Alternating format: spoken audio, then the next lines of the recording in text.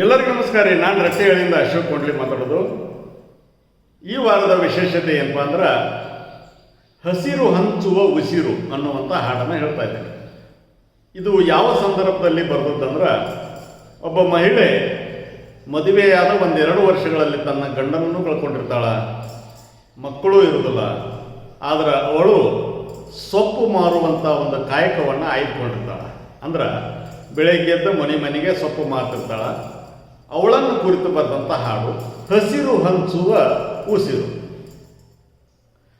ಹರಿದ ಬುಟ್ಟೆಯಲ್ಲಿ ಹತ್ತ ಹಸಿರನು ಹೊತ್ತು ಕೂಗಿ ಬಾಗಿಲಿಗೆ ಬರುವವಳು,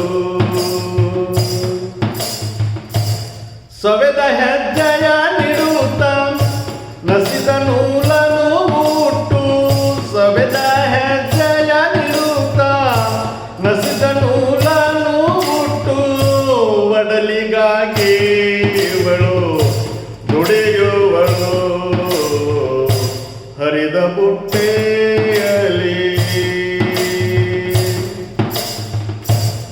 ಹೊತ್ತು ಏರುವ ಮುನ್ನ ಕೇರಿಯ ಸುತ್ತಿ, ಹೊತ್ತು ಏರುವ ಮುನ್ನ ಕೇರಿಯ ಸುತ್ತಿ, ಮತ್ತೆ ಗೂಡನ್ನು ಸೇರುವಳು ಹರಿದ ಬುಟ್ಟೆಯಲ್ಲಿ. ಬಡತನದ ಈ ಬಾಳು ಜೀವನವೆಲ್ಲ ಗೋಳು, ಬಡತನದ ಈ ಬಾಳು ಜೀವನವೆಲ್ಲ ಗೋಳು, ಸಾಗುತ್ತಾ ಮುಂದೆ ಮುಂದೆ ಹೋಗುವಳು ಹರಿದ ಬುಟ್ಟೆಯಲ್ಲಿ.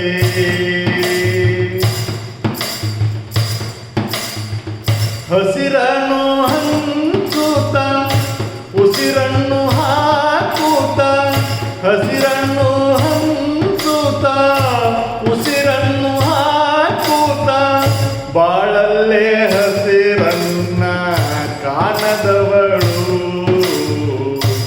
ಹರಿದ ಬುಟ್ಟೆಯಲ್ಲಿ.